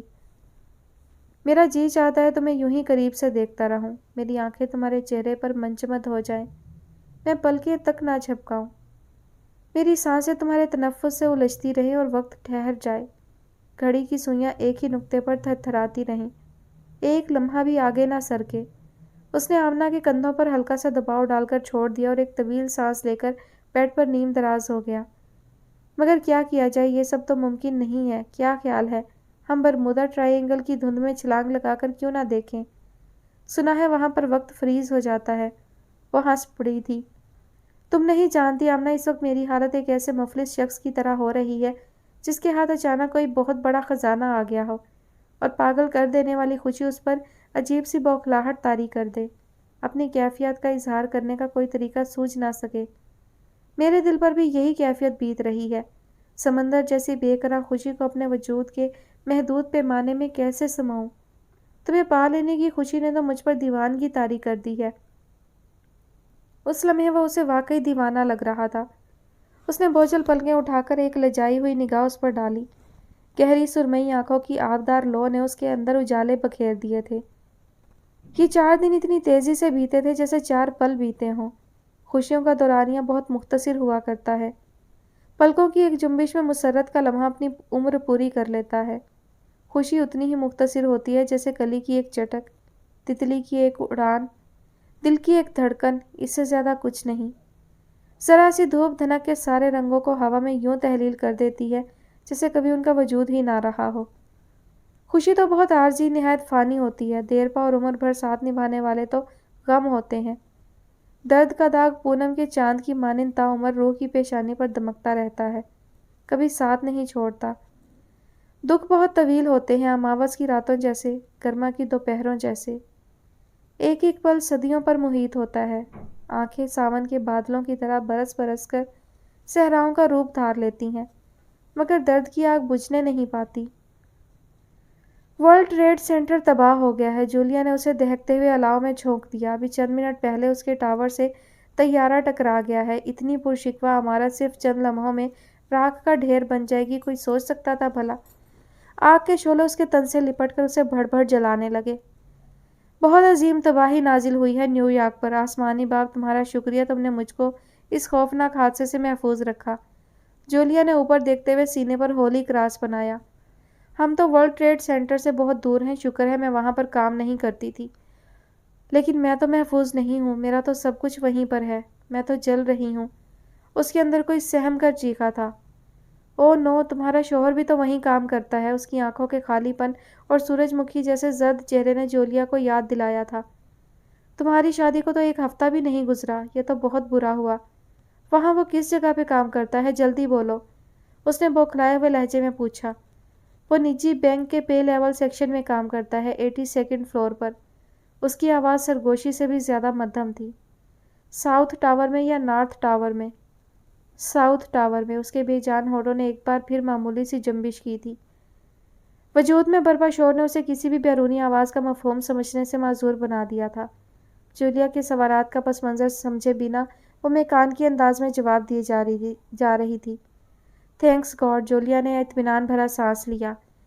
تو بھی وہ کسی بت کی طرح ساکت بیٹھی رہی۔ طیارہ تو نارتھ ٹاور سے ٹکرایا ہے، ساؤتھ ٹاور محفوظ ہے۔ تمہارا شوہر بھی یقیناً خیریت سے ہوگا۔ اسے ایسا محسوس ہوا جیسے اب تک وہ کسی اندھی کھائی کے آخری کنارے پر ٹکی ہوئی تھی، اور جب اس کا پیر پھسلنے کے قریب تھا تو اس کے ہاتھوں نے کسی سہارے کو تھام لیا تھا۔ حلق میں اٹکی سانس شاید بہت دیر بعد اس کے سینے کی طرف لوٹی تھی۔ میں وہاں جاؤں گی، مجھے بھی وہیں پر موجود ہونا چاہیے۔ اس نے تیزی سے اٹھنے کی کوشش کی مگر جولیا نے اس کے کندھوں پر دباؤ ڈال کر اسے دوبارہ بٹھا دیا۔ تم وہاں پر مت جاؤ، وہاں تو قیامت کا منظر ہوگا، تم اسے کیسے ڈھونڈ سکو گی؟ بہتر ہوگا کہ تم اس سے فون پر رابطہ کرنے کی کوشش کرو، اس کے آفس فون کرو اور معلوم کرو وہ کہاں ہے۔ جولیا نے فون سیٹ اس کے قریب کھسکا دیا اور ریسیور اٹھا کر اس کے ہاتھ میں تھما دیا۔ شاباش، تم ٹرائی کرو، سب ٹھیک ہو جائے گا، جولیا نے اس کا رخسار تھپتھپاتے ہوئے تسلی دی۔ ریسیور کان کے ساتھ لگا کر وہ نمبر پریس کرنے لگی۔ اس کی انگلی بری طرح کپکپا رہی تھی۔ نمبر ملانے پر انٹرپٹڈ ٹون سنائی دینے لگی۔ نہیں، یہ نمبر تو نہیں تھا۔ وہ نفی میں سر ہلا کر دوبارہ نمبر ملانے لگی۔ اس بار وہ اونچی آواز میں نمبر دہراتی جا رہی تھی، 1 بار، 2 بار۔ کئی بار کوشش کرنے کے بعد بھی رابطہ نہیں ہو سکا۔ وہ عبدالعلی کے آفس کا فون نمبر بھول گئی تھی۔ وہ روتے ہوئے بلند آواز میں نمبر دہرا رہی تھی مگر دماغ پر بہت زور ڈالنے پر بھی اسے صحیح نمبر یاد نہیں آ رہا تھا۔ جولیا نے اس کے ہاتھ سے ریسیور لے لیا۔ پلیز رو مت، اگر تمہیں یاد نہیں آ رہا تو کوئی بات نہیں، پریشانی میں ایسا ہو جاتا ہے، تم فون کو انگیج مت رکھو، ہو سکتا ہے وہ خود بھی تم سے رابطہ کرنے کی کوشش کر رہا ہو، اپنے دل کو مضبوط رکھو، اسے کچھ نہیں ہوگا۔ خدا کے لیے جولیا، تم مجھے مین ہیٹن لے چلو، میرے دل کو جیسے کوئی پاؤں تلے کچل رہا ہے، مجھے لگتا ہے کچھ بہت برا ہونے والا ہے۔ اس نے جولیا کا ہاتھ پکڑ کر بری طرح روتے ہوئے کہا۔ اچھا، تم 2 منٹ اس کے فون کا انتظار کرو، میری گاڑی تو آج ورک شاپ میں ہے، میں وکٹر سے اس کی کار مانگ لیتی ہوں، پھر میں تمہیں خود وہاں پر لے چلوں گی، تم گھبراؤ مت، جولیا نے عجلت میں کہا اور تیزی کے ساتھ شاپ سے باہر نکل گئی۔ اس نے دونوں لرزتے ہوئے ہاتھ ٹیلی فون سیٹ پر رکھ دیے۔ میرے اللہ، میری آنکھوں کی بینائی لے لے، میرے دل کی دھڑکن، میری سانسیں، سب کچھ تو لے لے، مجھے بڑی سے بڑی تکلیف دے دے مگر عبدالعلی کی زندگی مجھے بخش دے۔ وہ نہ رہا تو میں زندہ کیسے رہوں گی؟ میرے پاس تو اس کے علاوہ کچھ بھی نہیں ہے۔ میں بھکارن بن کر تجھ سے اس کی زندگی کی بھیک مانگتی ہوں، مجھ سے عبدالعلی نہ لے، اے اللہ، میں مر جاؤں گی۔ وہ بچوں کی طرح بلکتے ہوئے فریاد کرتی رہی۔ فون اب تک خاموش تھا۔ جیسے جیسے وقت سرک رہا تھا اس کی دھڑکنیں مدھم سے مدھم تر پڑتی جا رہی تھیں۔ مجھے ورلڈ ٹریڈ سینٹر چلے جانا چاہیے، وہ مضطرب ہو کر اٹھی اور کاؤنٹر کے پیچھے سے نکل کر دروازے کی طرف بھاگی۔ اسی لمحے فون کی گھنٹی بج اٹھی تھی۔ تیزی سے مڑنے کی کوشش میں اس کا پاؤں ڈسٹ بن میں الجھا اور وہ دائیں پہلو کے بل گر گئی۔ اس کا سر پوری قوت سے دیوار کے ساتھ ٹکرایا تھا مگر اسے تکلیف کی قطعی پرواہ نہیں تھی۔ وہ ہر ممکن پھرتی کے ساتھ اٹھی اور جھپٹ کر ریسیور اٹھا لیا۔ ہیلو عبدالعلی، میں آمنہ ہوں، تم ٹھیک ہو نا؟ دوسری طرف سے آواز سنے بغیر وہ بول اٹھی۔ ہاں آمنہ، میں ٹھیک ہوں۔ بہت سارے شور کے سنگ اس کی مدھم آواز ایئر پیس سے ابھری تھی۔ ایسا لگ رہا تھا جیسے وہ کسی پرشور ہجوم میں گھرا ہوا ہو۔ آمنہ نے ریسیور کو زور سے کان کے ساتھ چپکا لیا۔ کیا ہوا ہے؟ تم مجھے بتاؤ، تم کہاں ہو؟ آمنہ، اگر میں واپس نہ آؤں تو تم ڈیڈی کے پاس چلی جانا، وہ بہت تنہا ہیں، انہیں تمہاری ضرورت ہے۔ تم ایسا کیوں کہہ رہے ہو؟ تم واپس کیوں نہیں آؤ گے؟ وہ رونے لگی تھی۔ مجھے ڈر لگ رہا ہے، میں تمہارے پاس آ رہی ہوں۔ نہیں، تم یہاں نہ آنا، شاید میں ابھی خود تمہارے پاس پہنچ جاؤں، تم ڈرو نہیں۔ آمنہ کو اس کا لہجہ کھوکھلا محسوس ہوا۔ لیکن اگر میں نہ آ سکوں تو تم ڈیڈی کے پاس ضرور جانا، تم ان کے ساتھ ورجینیا چلی جانا، وہاں تم بہت ساری بھیڑیں اور بکریاں پالنا۔ پلیز تم ایسا نہ کہو، وہ اور شدت سے رونے لگی۔ تم ابھی میرے پاس آ جاؤ، میرا دل ڈوب رہا ہے۔ عبدالعلی، میری شہرک کو کوئی چھری سے کاٹ رہا ہے، میں مر جاؤں گی، وہ حلق کے بل چیخی۔ آئی لو یو آمنہ، خدا حافظ۔ اس کی آواز انگنت چیخوں اور ناقابل فہم شور میں کھو گئی۔ اس نے ریسیور نہیں رکھا تھا، دوسری جانب بھی ریسیور نہیں رکھا گیا تھا۔ عبدالعلی کے آخری الفاظ جو اس کے کانوں نے سنے تھے وہ بلند آواز میں دہرا رہا تھا۔ میں گواہی دیتا ہوں اللہ کے سوا کوئی معبود نہیں، اور میں گواہی دیتا ہوں محمد صلی اللہ علیہ وآلہ وسلم اللہ کے رسول ہیں۔ میں گواہی دیتا ہوں۔ ہولناک گڑگڑاہٹ، دم توڑتی ڈوبتی ہوئی چیخیں، कोई तेजी से भागती हुई ट्रेन उसके जिस्म को रौंदती हुई गुजर रही थी। रिसीवर अब भी उसके कान से चिपका हुआ था। अंदर आती हुई जूलिया उसे एक साए की तरह दिखाई दी थी। आमना, एक दूसरा तैयारा साउथ टावर से टकरा गया है। ओ यसू, हम पर रहम कर। उसकी आवाज़ उसे किसी गहरी खाई की तह से आती हुई महसूस हुई। उसके वजूद से जैसे कोई शहाब आन टकराया था। वह रेजा रेजा होकर बिखर गई। इर्द गिर्द की फ़िज़ा में झुलसा देने वाली हरारत थी। उसके चारों तरफ आग थी, धुएं के बादल, उड़ती हुई राख और दिल को लरज़ा देने वाली चीखें। उसकी अपनी चीखें, धुएं और राख ने उसकी बेनाई छीन ली थी। वो कुछ देख नहीं पा रही थी। क़यामत ख़ैज़ शोर ने उसकी समात मुअत्तल कर दी थी। खुद को झंझोड़ती जूलिया की आवाज़ें उस तक नहीं पहुंच रही थीं। उसने बहुत आहिस्तगी से करवट ली और बेड से नीचे टांगें लटकाकर बैठ गई। इस वक्त उसे अपना ख्याल किसी ऐसे शख्स से मुशाबा लग रहा था जो कई बरसों से बर्फ पर नंगे पांव भागता रहा हो, यहाँ तक कि उसकी हड्डियां और रगों में दौड़ता लहू भी जम गया हो। सूरज देखने की ख्वाहिशमंद आंखें बर्फ से अटकर बुझ चुकी हों। उसके दिमाग में साएं साएं की आवाज़ें सरकंडे की झाड़ियों में से सरसराकर गुजरने वाली हवा की तरह गूंज कर खालीपन और सन्नाटे की कैफियत पैदा कर रही थी। वो बहुत देर तक एक ही पोजीशन में साकत बैठी रही, फिर बेड पर हथेलियों से दबाव डालते हुए फर्श पर कदम जमाए और आहिस्ता आहिस्ता चलती हुई खिड़की के करीब आ गई। उसके पैरों में सख्त अकड़न थी और चलते हुए वो अजीब तरह से लड़खड़ाती रही। कमरे की घुटन और तारीकी से घबराकर उसने पर्दे खींच डाले और खिड़की वाह कर दी। बहुत सी राख के साथ काफूर की खुशबू उसके नथनों में घुस गई थी। बेइख्तियार उसने सांस रोक ली, मगर हवा के सर्द झोंकों में काफूर की खुशबू ऐसे घुली हुई थी जैसे हवा काफूर के किसी जंगल को छू कर आ रही हो। सांस रोकने के बावजूद वो खुशबू मुसलसल उसके नथनों में घुसती रही। उसने सर उठाकर ऊपर देखा। बुझी हुई राख जैसी रात आकाश के एक सिरे से दूसरे सिरे तक तनी हुई थी। शायद चांद निकला हो। एक आस ने दिल में सर उभारा तो उसने रात की स्याही माइल खाकस्तरी बदन पर इब्तदा से इंतहा तक नजरें दौड़ाईं। चांद कहीं नहीं था, या शायद कहीं मौजूद था तो उसकी नज़रों से ओझल था। मायूस होकर उसने गर्दन झुका ली थी। शायद आज अमावस की रात है। चांद से महरूम, राख में लिपटी हुई, काफूर की महक से बोझल उदास रात। इस रात और मुझ में कितनी मुमासलत है। मैं भी तो अमावस की रात हूँ। हाँ, फ़र्क सिर्फ इतना है कि इस रात के दामन में कोई दाग नहीं, जबकि मेरे उफ़क़ पर एक जर्द चांद चमक रहा है। मगर ये चांद भी अजीब है। इसमें उजाले की एक किरण भी नहीं, बल्कि ये तीरगी को और सिवा कर रहा है। इसकी चांदनी में सर्द आग है जो हड्डियों को ऐसे जलाती है कि वो भुरभुरी होकर राख में ढलती जाती हैं। इसकी बर्फीली लो मेरे वजूद को धीरे धीरे खाकस्तर कर रही है।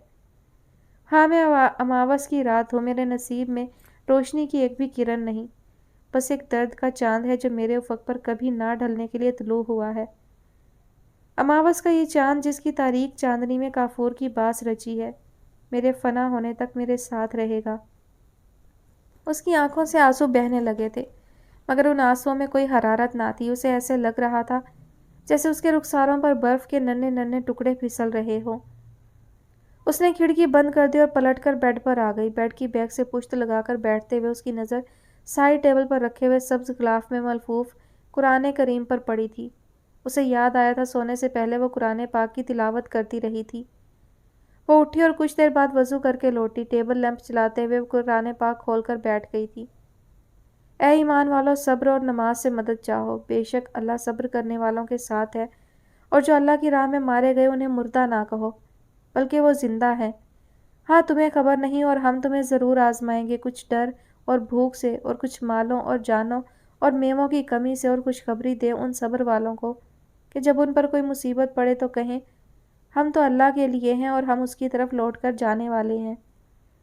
उसकी आंखों से मुसलसल आंसू बहने लगे थे। कुरान पाक के हरूफ उसको धुंधले और फैले हुए नजर आने लगे। उसने अपना गीला चेहरा दुपट्टे से साफ किया था। क्या मैं उन खुशखबरी पाने वालों में से नहीं हूँ? क्या मैंने सब्र नहीं किया? मेरा बाप मर गया, मैंने सब्र किया। मेरा इकलौता भाई परदेस में ऐसे वक्त में मुझसे बिछड़ गया जब मुझे उसकी बहुत ज़रूरत थी, मगर मेरे अल्लाह मैंने सब्र किया। मेरी माँ और मेरी बहन एक साथ मिट्टी की चादर तले जा सोईं। मैं उनके मुर्दा चेहरों को एक नज़र देख भी नहीं सकी। मैं बिल्कुल तन्हा रह गई, फिर भी मैंने सब्र किया। میں نے تیری خوشی کے لیے آہ تک نہ کی، مگر اب آنسوؤں کا ایک بڑا سا گولا اس کے حلق میں پھنس گیا۔ مگر میں اب کیسے صبر کروں؟ اب مجھ سے صبر نہیں ہوتا۔ سنا ہے موت کی اذیت سے بڑی کوئی اذیت نہیں۔ جان نکلنے کی تکلیف کی ہولناکی کو سمجھانے کے لیے اسے یوں بیان کیا گیا ہے کہ جیسے کسی کانٹوں بھری شاخ کو آنتوں میں الجھا کر حلق سے باہر گھسیٹ لیا جائے۔ مگر مجھے لگتا ہے میں اس تکلیف سے کہیں زیادہ اذیت میں ہوں۔ میں صبر کیسے کروں میرے اللہ؟ اس کا پورا وجود ٹیس بن گیا تھا۔ یہ لوگ ہیں جن پر ان کے رب کی عنایتیں ہیں اور مہربانی ہے، اور وہی سیدھی راہ پر ہیں۔ اس نے اونچی آواز سے روتے ہوئے قرآن کو سینے سے بھینچ لیا۔ میں صبر کروں گی، ایک بار پھر صبر کروں گی، تیری رضا پر راضی رہوں گی۔ بس تو مجھ سے خوش ہو جا، مجھے ان لوگوں میں شامل کر لے جن پر تیری عنایتیں ہیں۔ اس نے کھڑکی سے نیچے گلی میں جھانک کر دیکھا۔ بچے اور نوجوان لڑکے لڑکیاں طرح طرح کے ماسک چہرے پر لگائے اور عجیب و غریب کاسٹیومز میں ادھم مچا رہے تھے۔ آج ہیلووین ڈے تھا۔ گزشتہ برس اس دن کا بیشتر حصہ اس نے عبدالعلی کے ساتھ گزارا تھا۔ اس دن سے اس کی بہت سی خوشگوار یادیں وابستہ تھیں۔ وہ وقت جو اس کے ساتھ بتایا تھا خوشبو کا ہالہ بن کر اس کے چاروں طرف گردش کر رہا تھا، لیکن کچھ کھو دینے کا، تہی دامنی کا احساس بھی نمایاں تھا۔ بعض یادیں اپنے اندر احساس کا پورا اسرار اور متنوع جہان سمیٹے ہوئے ہوتی ہیں۔ اذیت کا سبب ہونے کے باوجود ان میں ایک سرخوشی، جوش اور کیف پوشیدہ ہوتا ہے، اور انسان خود بھی اپنی کیفیت کا کوئی صحیح رخ متعین کرنے پر قادر نہیں رہتا۔ شجرے جاں کی ہری کونپلوں پر ٹھہرے لرزتے ہوئے یادوں کے شبنمی قطرے بیک وقت دل کے سیب کا گوہر بھی ٹھہرتے ہیں اور آنکھوں کا آشوب بھی۔ انسان خوش ہوتے ہوئے بھی غمگین ہوتا ہے اور دکھی ہونے کے باوجود سرشار ہوتا ہے۔ یادیں سندل کی لکڑی جیسی ہوتی ہیں، جلتی ہیں تو مہکنے لگتی ہیں۔ یادوں کو کوئی کیا نام دے؟ روگ یا سرمایہ حیات؟ کال بیل استعمال کرنے کی بجائے کوئی بے ہنگم انداز میں دروازہ پیٹ رہا تھا۔ ایسا لگتا تھا جیسے دستک دینے والے کئی افراد ہوں۔ ڈونلڈ اس وقت واش روم میں تھا۔ اس نے دروازے کے پاس جا کر باہر موجود لوگ یا لوگوں کا نام اور ان کے آنے کی وجہ دریافت کی، مگر باہر سے کسی نے جواب نہیں دیا۔ البتہ دستک اسی جوش و خروش کے ساتھ دی جاتی رہی۔ اس کے دل میں 100 طرح کے وسوسے آنے لگے تھے۔ تحقیق کیے بغیر وہ دروازہ نہیں کھول سکتی تھی، مگر پرشور انداز میں دروازہ مسلسل بجایا جا رہا تھا۔ باہر کون ہے؟ اس نے اونچی آواز میں دوبارہ سوال کیا۔ ہم کالی دنیا کے سب سے زیادہ بھیانک بھوت ہیں اور آپ کو کھانے کے لیے آئے ہیں۔ اگر دروازہ نہ کھلا تو ہم اسے توڑ کر اندر گھس آئیں گے۔ باہر سے 2-3 بچوں کی ملی جلی آوازوں نے جواب دیا تھا۔ انہوں نے اپنی بساط کے مطابق آواز میں خوفناک تاثر پیدا کرنے کی بھرپور کوشش کی تھی۔ اس نے اطمینان کا سانس لیتے ہوئے دروازہ کھول دیا۔ باہر 3 بچے چہروں پر خوفناک ماسک لگائے ہوئے کھڑے تھے۔ اسے دیکھتے ہی انہوں نے شور مچانا شروع کر دیا تھا۔ 1 منٹ تم لوگ یہیں ٹھہرو۔ وہ مسکراتے ہوئے واپس مڑ گئی۔ کچھ دیر بعد دروازے میں آ کر اس نے تینوں بچوں کو $1 کا نوٹ تھمایا اور انہیں چاکلیٹس بھی دیں۔ تینوں نے مل کر خوشی کا نعرہ لگایا تھا۔ جب وہ جانے لگے تو اس نے سنہری بالوں والی صحت مند بچی کا بازو پکڑ کر اسے روک لیا۔ تم مارسلا ہو نا؟ اس نے اپنے انداز کی تصدیق کے لیے پوچھا۔ جواباً اس نے اس بات میں سر ہلا دیا تھا۔ اور یہ تمہارے ساتھ سیم ہے؟ اس نے لڑکے کی طرف اشارہ کرتے ہوئے وثوق کے ساتھ کہا۔ اور یہ تیسری بچی؟ اس کے بارے میں کچھ اندازہ نہیں ہو رہا تھا کہ کون ہے۔ میں جینیفر ہوں۔ اس لڑکی نے اپنے چہرے سے ماسک ہٹا کر اپنا تعارف کروایا۔ میں سیم اور مارسلا کی نئی دوست ہوں۔ اچھا تم تینوں اندر آ جاؤ، میں تمہیں اسٹرابری ٹرائفل کھلاتی ہوں۔ آپ کی آفر تو اچھی ہے لیکن وہ انکل سے ڈر لگتا ہے۔ سیم نے ہچکچاہٹ کا مظاہرہ کیا۔ وہ ایسے گھورتے ہیں جیسے کچا ہی چبا جائیں گے۔ اگر آپ یہاں نہ ہوتی تو ہم کبھی اس اپارٹمنٹ کا رخ نہ کرتے۔ اچھا، وہ مسکرائی۔ لیکن اگر وہ دروازہ کھولنے خود آتے تو پھر تم لوگ کیا کرتے؟ تو پھر ہم فوراً بھاگ جاتے۔ ویسے آج تمہیں ڈرنے کی کیا ضرورت ہے؟ آج تم لوگ بھیانک ترین بھوت بنے ہوئے ہو۔ وہ تو ٹھیک ہے، مگر انکل ڈونلڈ تو بھوتوں سے بھی زیادہ خطرناک ہیں۔ نہیں، ہرگز نہیں، بڑوں کے بارے میں ایسا نہیں کہنا چاہیے۔ اس نے سیم کو فہمائشی نظروں سے دیکھا۔ اب ہم جائیں؟ وہ تینوں سیڑھیوں کی طرف بھاگے۔ میں تمہیں حکم دیتی ہوں کہ تم تینوں ٹھہر جاؤ۔ اس نے تہکمانہ لہجے میں انہیں رک جانے کی ہدایت کی تو وہ تینوں اپنی جگہ پر ایک دم ساکت ہو گئے۔ پھر انہوں نے ایڑیوں میں گھومتے ہوئے اباؤٹ ٹرن لیا۔ کیا ان چند روز میں مسٹر ڈونلڈ کی کوئی مشکوک سرگرمی دیکھنے میں آئی ہے؟ اگر ایسا ہوا ہے تو مجھے اس کی رپورٹ پیش کی جائے۔ اس کا انداز ایسا تھا جیسے کسی سیکرٹ ایجنسی کا سربراہ اپنے ماتحتوں سے خفیہ معاملات کی رپورٹ طلب کرتا ہے۔ یس باس، کچھ پراسرار معاملات میرے علم میں آئے ہیں اور میں جلد ہی ان کے بارے میں آپ کو مطلع کر دیتی ہوں، مگر ہیلووین کے تہوار کے باعث میں بھول گئی۔ مارسیلا نے بھی سیکرٹ ایجنٹوں والا انداز اپنایا۔ سب سے پہلی اہم خبر یہ ہے کہ مسٹر ڈونلڈ کو مقامی ڈپارٹمنٹل اسٹور سے اسکاچ کی ڈھیر ساری بوتلیں خریدتے ہوئے دیکھا گیا ہے، اور دوسری قابل ذکر بات جو کہ پہلی سے زیادہ سنسنی خیز ہے وہ یہ کہ اس نے خاموش ہو کر ڈرامائی تاثر پیدا کرنے کی کوشش کی۔ وہ یہ ہے کہ وہ مسجد میں گئے تھے، اس نے جیسے ایک دھماکہ کیا، اور یہ خبر حقیقتاً کسی دھماکے سے کم نہ تھی۔ لیکن وہ مسجد میں کیا کرنے گئے تھے، اور یہاں نزدیک تو کوئی مسجد بھی نہیں، پھر تمہیں کیسے پتہ چلا کہ وہ مسجد گئے تھے؟ اس کی آنکھوں میں بے یقینی اور حیرت کے ڈیرے تھے۔ سیم اس واقعے کا چشمدید گواہ ہے۔ سیم کا ایک مسلم دوست ہے اور اس کے گھر کے بالکل پاس ہی مسجد ہے۔ پرسوں سیم اپنے دوست سے ملنے کے لیے اس کے گھر گیا تو اس نے مسٹر ڈونلڈ کو وہاں سے نکلتے ہوئے دیکھا۔ مارسیلا نے بڑی مستعدی سے تفصیل بتائی۔ میڈم، اب اگر آپ اجازت دیں تو ہم کچھ اور گھروں کے دروازوں پر دستک دے لیں۔ سیم، کیا ان کے ساتھ کوئی اور بھی تھا، اور تم بتا سکتے ہو وہ کس سے ملے تھے؟ مارسیلا نے آپ کو جو کچھ بتایا ہے اس سے زیادہ میں کچھ نہیں جانتا۔ سیم نے اکتائے ہوئے انداز میں اس کے سوال کا جواب دیا تھا۔ اچھا ٹھیک ہے، تم لوگ جاؤ۔ ان کی بوریت کو محسوس کرتے ہوئے اس نے انہیں جانے کی اجازت دے دی۔ مارسیلا سامنے والے اپارٹمنٹ میں رہتی تھی اور آمنہ کے ساتھ اس کی دوستی یوں ہوئی تھی کہ وہ اس کی مریل سی بلی کو کبھی کبھار کھانے کے لیے کوئی چیز دے دیا کرتی تھی۔ بلی اس کے ساتھ مانوس ہوئی تو مارسیلا کا اس کی طرف متوجہ ہونا ایک لازمی بات تھی۔ کچھ ہی دنوں میں وہ اس کی پکی دوست بن چکی تھی۔ دوستی کے اس تعلق کو پروان چڑھانے میں اس کے ہاتھ کے ذائقے اور لہجے کی نرماہٹ نے اہم کردار ادا کیا تھا۔ سیم بھی اسی بلڈنگ میں رہتا تھا اور اس کے ڈیڈی قریب ترین شراب خانے کے بار ٹینڈر تھے۔ عبدالعلی نے اسے بتایا تھا کہ ڈونلڈ باقاعدگی سے اس بار میں جایا کرتا تھا، مگر پھر جوڑوں کے درد میں مبتلا ہونے کے بعد اس نے وہاں جانا کم کر دیا تھا اور گھر میں ہی شغل کرنے لگا تھا۔ سیم رات کو اپنے ڈیڈی کے ساتھ بار میں ہی ہوتا تھا اور چھوٹے موٹے کاموں میں ان کی مدد کرتا تھا۔ اگر ڈونلڈ کبھی وہاں جاتا تو آمنہ کو سیم کے ذریعے خبر ہو جاتی تھی۔ اس نے ڈونلڈ کی نگرانی کے لیے جو نیٹ ورک ترتیب دیا تھا اس کی گرفت سے بچ کر پوشیدہ طور پر کوئی کام کرنا ڈونلڈ کے لیے ممکن نہیں تھا۔ دراصل اس کا مسئلہ یہ تھا کہ وہ زیادہ چل پھر نہیں سکتا تھا۔ جب بھی وہ شراب کی بوتلیں خریدنے کے لیے قریبی ڈپارٹمنٹل اسٹور تک جاتا، مارسیلا، سیم یا ان کا کوئی دوست اسے دیکھ لیتا اور پھر اس کی اطلاع آمنہ تک پہنچا دی جاتی۔ سیم کے ذریعے ڈونلڈ کے مسجد جانے کے بارے میں جان کر اس کے دل میں عجیب سی خدبد ہونے لگی تھی۔ آخر وہ وہاں پر کرنے کیا گیا تھا؟ بہت سے سوال اس کے دماغ میں گردش کرنے لگے تھے، مگر تمام سوالوں کے جواب صرف ڈونلڈ کے پاس تھے اور وہ خود کو اس سے پوچھنے سے باز نہیں رکھ سکی تھی۔ آپ مسجد گئے تھے؟ ہاں، گیا تو تھا۔ وہ اس کی بات سن کر پہلے تو چونکا، مگر پھر دوسرے ہی لمحے خود پر قابو پا لیا۔ کس لیے؟ میری جاسوسیوں سے باز آ جاؤ، ورنہ میں نیو یارک سٹی پولیس کو تمہارے خلاف رپورٹ کر دوں گا۔ ویسے بھی آج کل پولیس اور ایف بی آئی والے مسلمز کی گرفتاریوں میں خصوصی دلچسپی لے رہے ہیں۔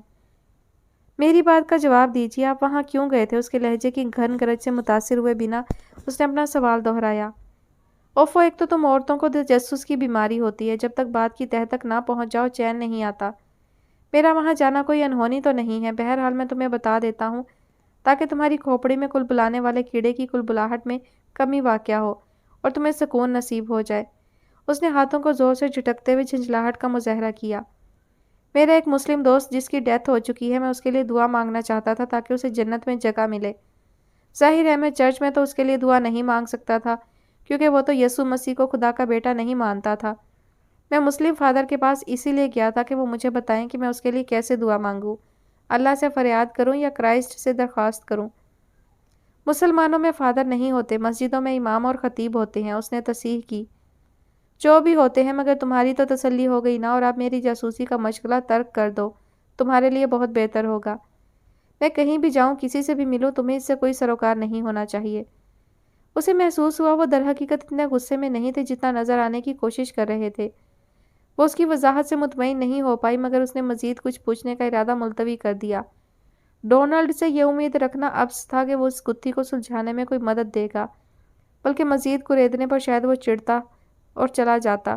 اسے خود ہی اس معاملے کو حل کرنا تھا۔ خیالات کی یورش سے دامن چھڑانے میں اسے کچھ وقت لگا تھا۔ کچھ دیر وہ خاموشی سے بے نیازی کی تصویر بنے ڈونلڈ کو دیکھتی رہی اور پھر قدرے ہموار لہجے میں بولی، انکل، آج کا دن بہت خاص ہے اور میں چاہتی ہوں ہم اسے بہت ہی خاص طریقے سے سیلیبریٹ کریں۔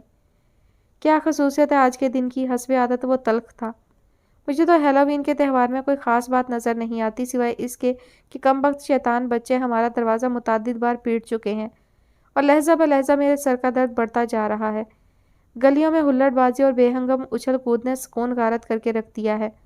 اگر تمہارے دل میں ایسا کوئی شوق ہے کہ ہم دونوں چہرے پر ہیبت ناک ماسک چڑھا کر اور مضحکہ خیز لباس پہن کر لوگوں کے دروازے کھٹکھٹائیں اور ٹریک اور ٹریٹ کی صدائیں بلند کرتے پھریں تو تمہیں یہ جان کر بہت افسوس ہوگا کہ اس شاندار منصوبے میں تمہارا ساتھ نہیں دے سکتا۔ تو کیا آپ نہیں جانتے 31 اکتوبر کی ایک اور اہمیت بھی ہے؟ اسے ڈونلڈ کی لائلمی نے شاک پہنچایا تھا۔ میں ہیلووین ڈے منانے کی بات نہیں کر رہی ہوں۔ آج کے دن ہمفرے کی سالگرہ ہے، اسی لیے آج کھانے پر میں نے خصوصی اہتمام کیا ہے۔ میں نے ایپریکوٹ کیک بنایا ہے اور اسٹرابیری کا ٹرائفل بھی تیار کیا ہے۔ ہمفرے کو یہ دونوں سویٹس بہت پسند تھی۔ ڈونلڈ نے کسی قسم کا رد عمل ظاہر نہیں کیا تھا، بس وہ بہت چپ سا ہو گیا تھا۔ اور میں چاہتی ہوں انکل، وہ ایک لمحے کو ہچکچائی، میں چاہتی ہوں ہم اس کی سالگرہ اس کے اپنے کمرے میں منائیں۔ پلیز آپ صرف آج کے دن کے لیے دروازہ کھول دیجئے۔ اس کے کمرے میں بیٹھ کر اس کی سالگرہ کا کیک کاٹتے ہوئے ہم اسے اپنے ساتھ اپنے قریب محسوس کر سکیں گے۔ آپ صرف آج میری بات مان لیجئے۔ مجھے کچھ لمحے اس کمرے کی سیلن زدہ ہوا میں سانس لینے کی اجازت دے دیں۔ اس کے بعد چاہے آپ اس دروازے کو لاک لگا کر اس کی چابی سمندر میں پھینک آئیں، میں دوبارہ کبھی یہ خواہش نہیں کروں گی۔ میں وعدہ کرتی ہوں آپ سے کبھی کچھ نہیں مانگوں گی، بس یہ ایک بات مان لیں۔ التجا کرتے ہوئے اس کی آواز رند گئی، مگر ڈونلڈ خاموش اور ساکت بیٹھا رہا۔ آپ وہ دروازہ کھولیے، میں بھی کیک لے کر آتی ہوں۔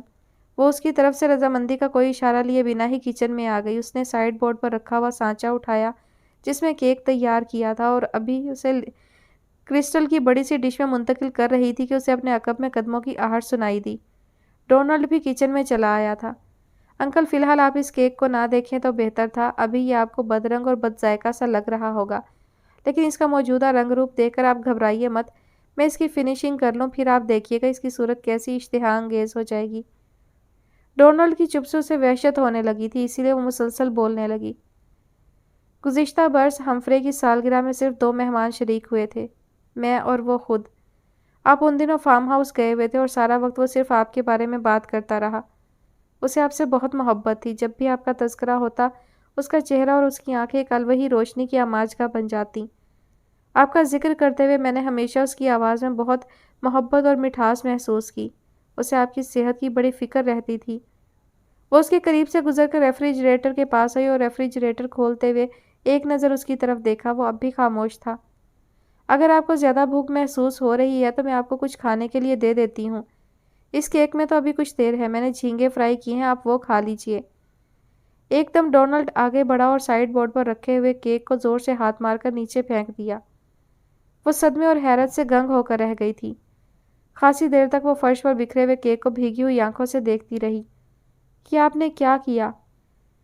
ٹھیک کیا میں نے، بالکل ٹھیک کیا، وہ زور سے چلایا۔ کس کی سالگرہ منانے چلی تھی تم؟ وہ جس کے جسم کے ٹکڑے راکھ کے ڈھیر میں کھو گئے؟